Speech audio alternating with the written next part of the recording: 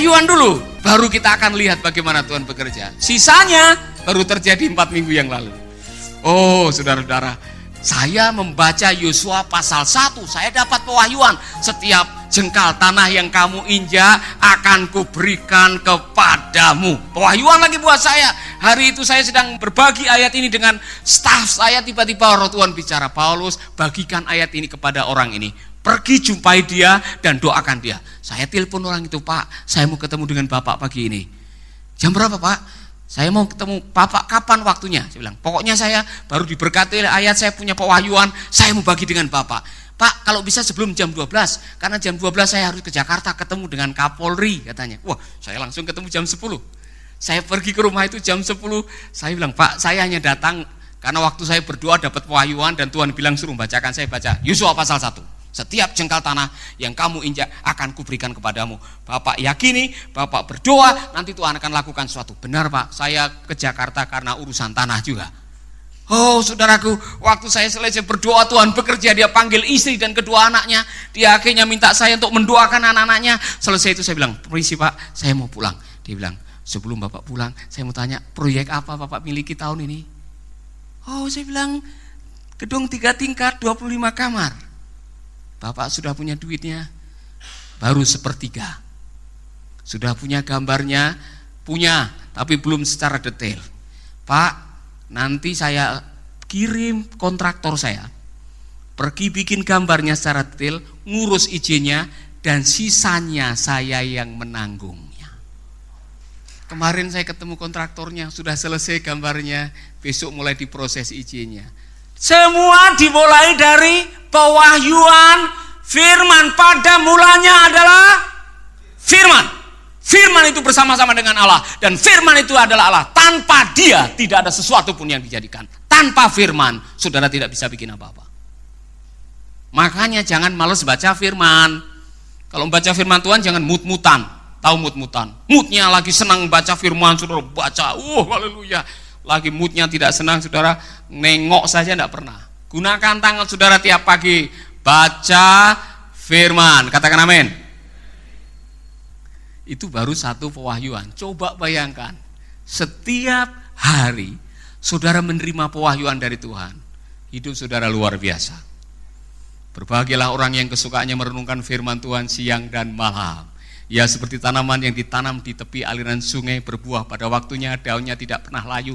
Apa saja yang dilakukannya, apa saja yang dilakukannya, ada hubungan antara keberhasilan dengan firman Tuhan?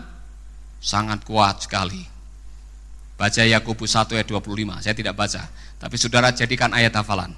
Itu ayat yang luar biasa. Amin. Yang kedua, ada satu kesukaannya Tuhan Yesus yang saya pikir harus menjadi kesukaan saudara dan saya. Karena kan kita diminta, hendaklah kamu memiliki perasaan dan pikiran Kristus. Salah satu kesukaannya ialah dia menggunakan tangannya untuk berdoa. Loh, dia ini kan Tuhan, saudara. Tuhan kok masih berdoa? Artinya, ini memberikan sebuah petunjuk kepada kita. Kalau Tuhan saja masih menggunakan tangannya untuk berdoa, apalagi kita? Seharusnya kita sebagai umatnya, kita punya kehidupan doa yang luar biasa.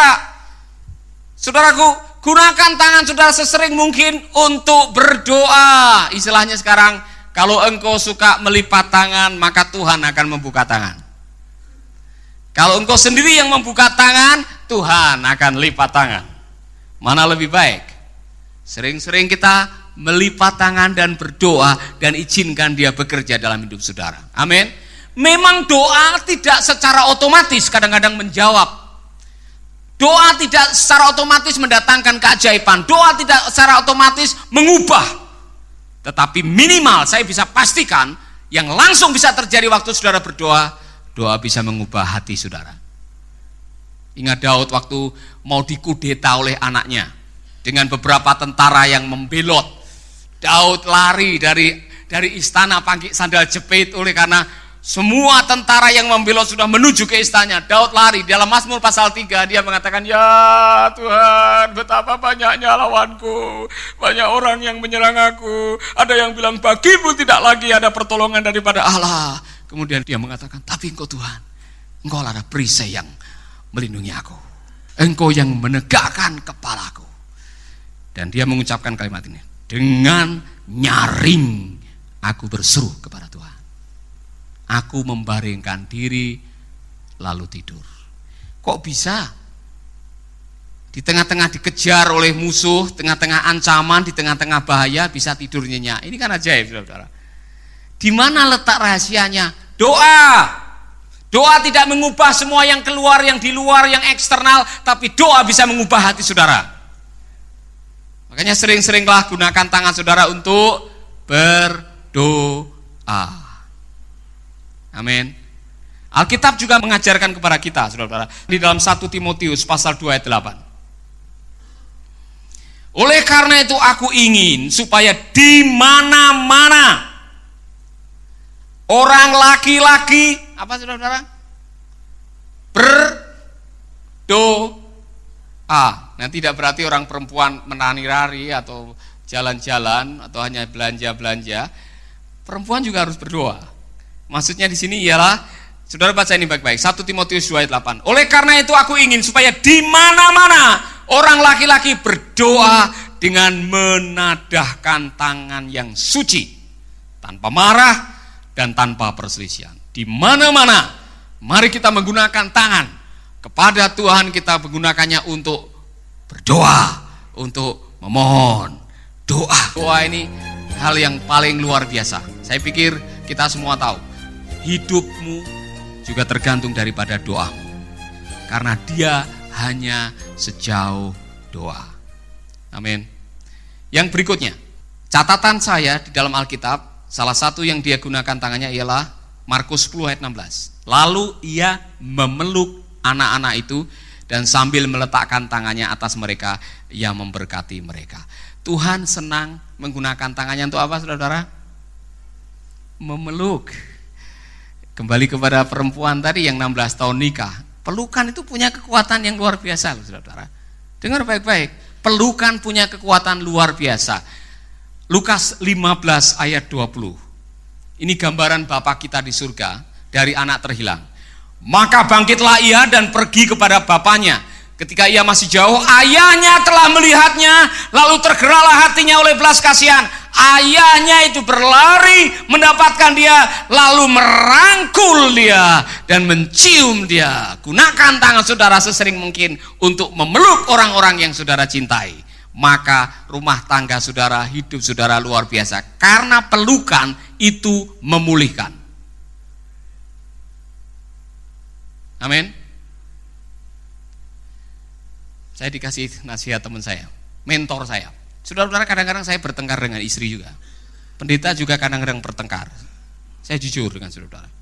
Karena ada lagunya juga. Pendeta juga manusia. Kadang-kadang bertengkar. Dan saya mendapatkan resep yang luar biasa. Ini untuk suami-suami.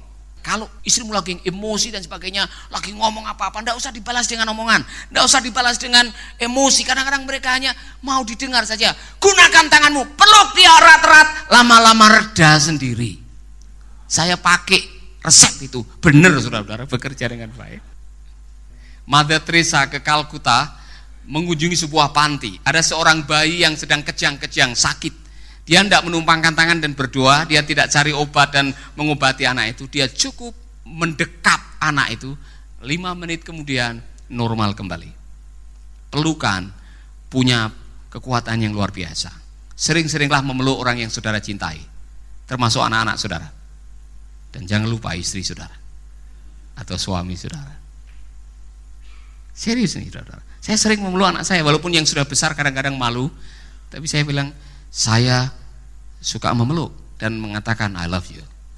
Anak saya yang kedua kemarin baru ngomong-ngomong karena dia mau kuliah. Dia bilang, wah nanti kalau papa pengen peluk kamu bagaimana nih? Ya peluk bantalnya aja pak. Saudara-saudara, pelukan tuh punya kekuatan yang sangat luar biasa. Amin. Menurut survei di Amerika, dengar baik-baik, anak-anak yang sering dipeluk orang tuanya pertumbuhan tingginya lebih cepat daripada yang kurang dipeluk. Jadi kalau anakmu kok 140 cm, mungkin karena waktu kecil kurang pelukan. Yesus menggunakan tangannya bukan hanya untuk memeluk, tapi untuk, dengar baik-baik, memberkati. Dengar, memberkati. Ini kesukaannya Tuhan Yesus. Dia memberkati. Saudara-saudara, saya senang sekali dengan ayat ini.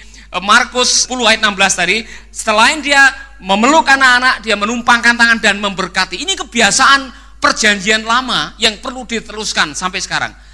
Orang-orang tua, bapak-bapak sebelum meninggal, dia akan panggil anak-anaknya memberkati.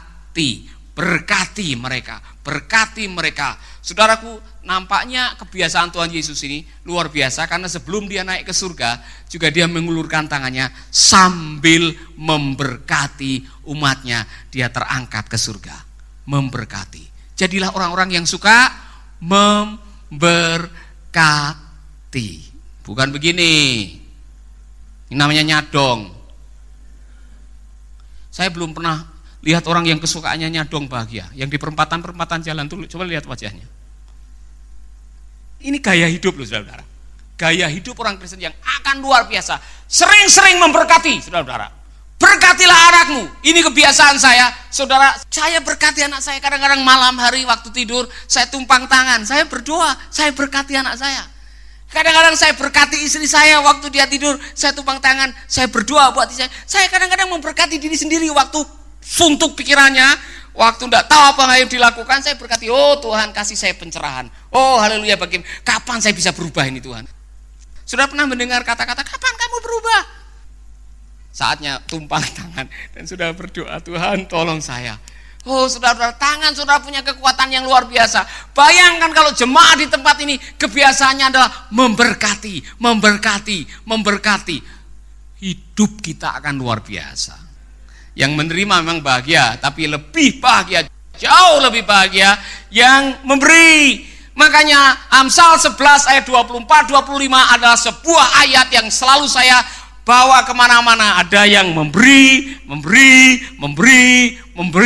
tambah. Tidak masuk akal kan? Kok bisa memberi, malah tambah kaya? Harusnya memberi, tambah melarat. Ekonominya Tuhan tidak begitu. Karena dia maha memberi, dia minta orang-orang yang punya hati memberi pasti akan mendapatkan aliran yang luar biasa. Amin. Gelas ini kapasitasnya berapa mili? Bisakah dia menampung atau bisa mendapatkan sampai ratusan liter atau ribuan? Bisa. Caranya bagaimana?